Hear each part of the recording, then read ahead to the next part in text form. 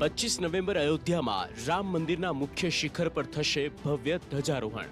મંદિર નિર્માણ પૂર્ણ. હવે સમગ્ર મંદિર ભક્તો માટે સંપૂર્ણ તૈયાર. અયોધ્યાના આંગણે અનેરો અવસર. અયોધ્યામાં શિખર પર ધ્વજારોહણ. 25મી નવેમ્બર હશે ઐતિહાસિક દિવસ. દેશના તમામ હિન્દુઓ માટે આ ગૌરવની ક્ષણ છે. 25મી નવેમ્બરે અયોધ્યામાં રામ મંદિરના મુખ્ય શિખર પર ધ્વજારોહણ સમારોહનું આયોજન કરવામાં આવ્યું છે. આયોજન સંદર્ભે મંદિર પ્રશાસનનું કહેવું છે કે ધ્વજારોહણનો પ્રસંગ ઐતિહાસિક હશે, કારણ કે રામ મંદિર નિર્માણ કાર્ય પૂરું થઈ ગયું છે અને હવે સમગ્ર મંદિર ભક્તો માટે તૈયાર છે. રામ જન્મભૂમિ તીર્થ ક્ષેત્ર ટ્રસ્ટના મહાસચિવ ચંપતરાયનું કહેવું છે કે મંદિરના ગર્ભગૃહના મુખ્ય શિખરની ઊંચાઈ 160 ફૂટ છે. ધ્વજની સાથે ઊંચાઈ 191 ફૂટ પર પહોંચી જશે. મંદિરના શિખર પર ધ્વજ દંડ પહેલેથી સ્થાપિત થઈ ચૂક્યું છે અને એટલે હવે ધ્વજારોહણ પરંપરાગત રીતે કરવામાં આવશે.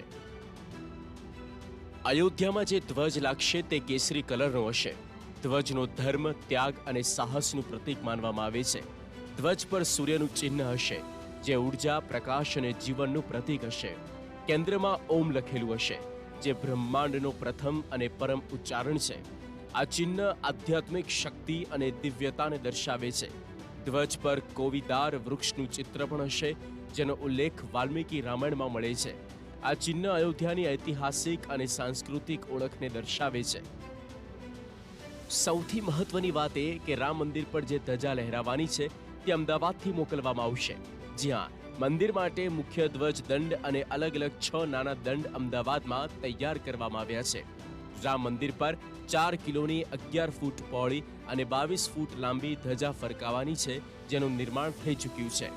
આ ધજાને રેશમી કાપડમાંથી બનાવવામાં આવી છે અને 3 લેયરવાળી ધજા બનાવાઈ છે. ધ્વજની બંને તરફ ઓમ, સૂર્યદેવ અને કોવિદાર વૃક્ષનું ચિહ્ન હશે, જે ધજાના ધાર્મિક મહત્વમાં વધારો કરે છે. આ ધ્વજદંડ અને ધજાને અમદાવાદના ભરત મેવાડાએ બનાવી છે અને ધ્વજદંડ તૈયાર કરનાર ભરત મેવાડા યજમાન તરીકે પૂજામાં પણ જોડાવાના છે. ધજાની ખાસિયતમાં એમ કહીએ તો આ 3 લેયરમાં બની છે અને સિલ્ક મટીરિયલ છે અને એની ઉપર જે આ ચિહ્નો છે એ બધા પ્રતીક છે આપણે રામ ભગવાનના. આ જે વૃક્ષ છે એ કોવિદાર વૃક્ષ છે, પછી સૂર્ય ભગવાન છે, એ ટાઈપનું આખું પ્રતીક અંદર મૂકવામાં આવ્યા છે. અચ્છા, ધજાની પહોળાઈ, લંબાઈ કેટલી છે? પહોળાઈ કહીએ તો 11 ફૂટ પહોળી અને એની જે લંબાઈ છે એ 22 ફૂટ છે. અને અહીંથી જે પણ અમને જે પ્રમાણે કીધું તે પ્રમાણે અમે એમને મોકલી દીધી છે.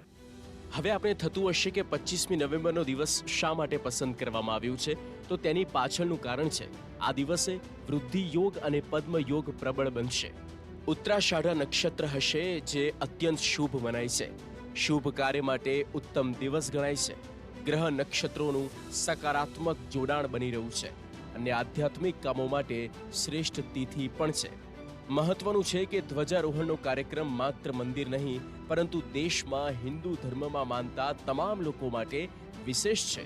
ધ્વજારોહણ બાદ દેશ અને દુનિયામાંથી લોકોનો ધસારો જોવા મળશે.